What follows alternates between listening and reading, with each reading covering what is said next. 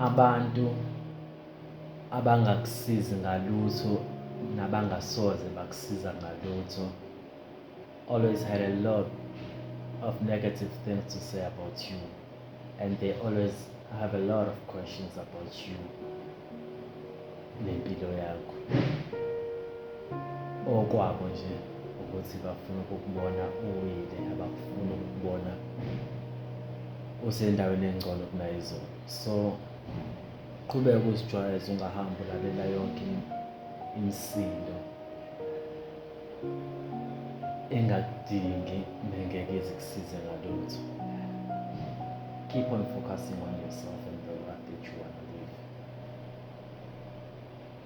And ungalisusi iso lakho ephushweni lakho ofuna ukuphila. Eyekhethelo. Asibonge.